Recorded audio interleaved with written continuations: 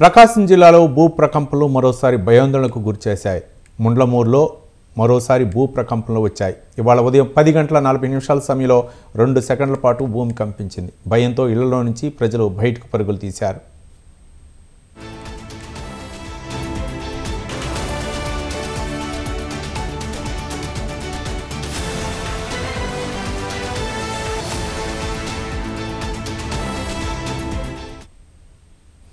నిన్న ముండ్లమూరులోనే 10 గంటల 35 నిమిషాల సమయంలో ముండ్లమూరు, తాళ్లూరు, దర్శి, కురిచేడు మండలాల్లో భూ ప్రకంపనలు వచ్చాయి.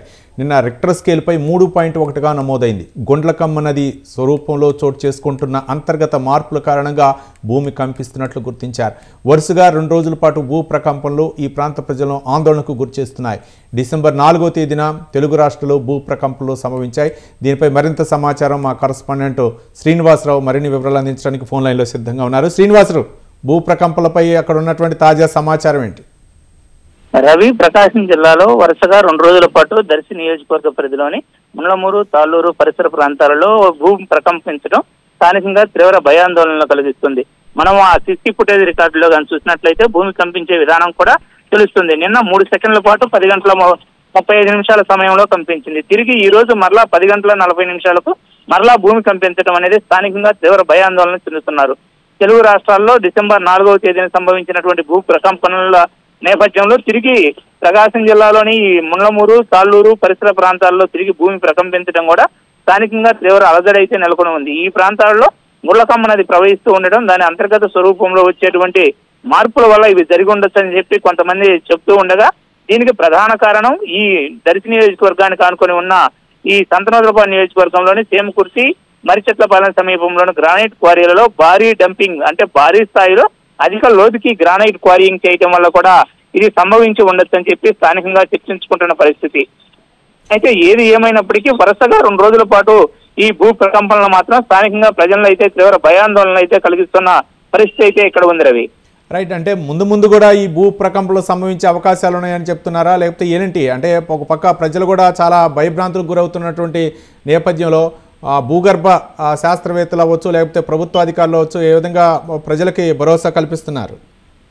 ఈ జియాలజీ అధికారులు చెప్తున్న పరిస్థితి అయితే గతంలో ఇక్కడ ఈ పరిసర ప్రాంతాలు దర్శి, ప్రకాశం జిల్లాలోని పలు ప్రాంతాల్లో అయితే గతంలో కూడా పలుమార్లు ఇటువంటి భూ ప్రకంపనలు అనేవి చోటు చేసుకున్నాయి. ప్రధానంగా ఈ ప్రకాశం జిల్లాలో మైనింగ్ సంబంధించినటువంటి ఈ గ్రానైట్ క్వారీయింగ్ ఎక్కువగా కూడా ప్రకాశం జిల్లాలో ఉండటం, అది ప్రకాశం జిల్లా నడిబొడ్డున ఉండటంతో దాని ప్రభావంతో ఇవి సంభవిస్తూ ఉంటాయని చెప్పి జియాలజిస్టులు గతంలో చెప్తున్న పరిస్థితి ఉంది. అంతేకాకుండా మార్కాపురం పరిసర ప్రాంతాల్లో ఉండేటువంటి కొండలలో పలకల క్వారీయింగ్, అదేవిధంగా చేమకుర్తిలో గ్రానైట్ క్వారీయింగ్, అదే వీటి వల్ల కూడా ఈ భూ పొరలలో సంభవించేటువంటి అంతర్గత మార్పుల వల్ల ఇటువంటి ప్రకంపనలు వస్తాయని, వీటి వల్ల అయితే పెద్దగా ప్రమాదం అయితే ఉండదని, ఇటు తీవ్రతగాని పెరిగినట్లయితే ప్రమాదం కూడా సంభవించేటువంటి అవకాశాలు ఉంటాయని కూడా జియాలజిస్టులు చెప్తున్న పరిస్థితి.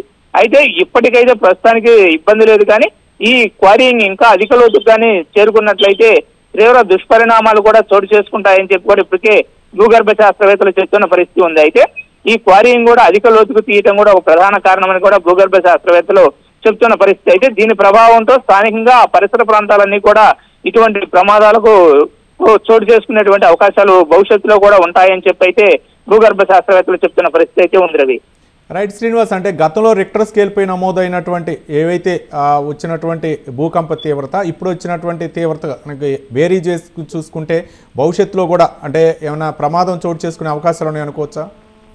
గతంలో పలుమార్లు సంభవించినప్పుడు కూడా ఎప్పుడు కూడా రిక్టర్ తీవ్రత 3 దాటిన పరిస్థితి లేదు.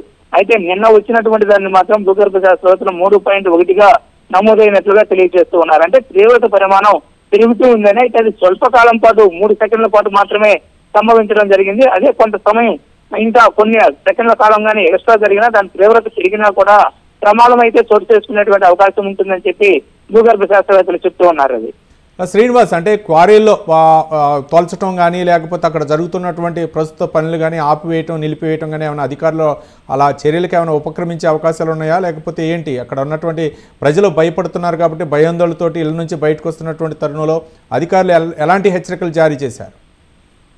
ఇప్పటికైతే చేమకుర్తి పరిసర ప్రాంతాల్లో జరుగుతున్నటువంటి క్వారీయింగ్ లో ఇప్పటి వరకు ప్రభుత్వం ఇచ్చినటువంటి అనుమతుల మేరకే క్వారీయింగ్ జరుగుతున్నట్లుగా చెప్తూ ఉన్నప్పటికీ అది దాన్ని మించి జరగటము, క్వారీయింగ్ మొత్తం కూడా ఒక నిర్ణీత ప్రదేశంలో అంటే ఎక్కువ తక్కువ ప్రదేశంలో ఎక్కువగా క్వారీయింగ్ చేయడం వల్ల భూగర్భ పొరలు సర్దుబాటు జరిగేటువంటి అవకాశాలు ఎక్కువగా ఉండటం వల్ల ఇది సంభవిస్తూ ఉంటుంది. అంతేకాకుండా ఉమ్మడి ప్రకాశం జిల్లా పరిధిలో మైనింగ్ అనేది ఎక్కువ భాగం బల్లిపుర పరిసర ప్రాంతాలు కావచ్చు, చేమకుర్తి పరిసర ప్రాంతాలు, అదే విధంగా ఈ ఇసుక క్వారీయింగ్లు అయితేనేమి భారీ డంపులు కూడా దీనికి ప్రధాన కారణం అని చెప్తూ ఉన్నారు. అయితే ఇప్పటికీ మైనింగ్ అధికారులు మాత్రం వారు ఇచ్చిన పరిధి వరకు ఎటువంటి ప్రమాదం లేదని, అంతకు మించి తీసినట్లయితే ప్రమాదం చోటు చేసుకుంటుందని, అంతకు మించి జరగకుండా ఉండేటట్లు చర్యలు మాత్రం తీసుకున్నట్లు చెప్తూ ఉన్నారు. Ravi, right, thank you Srinivas.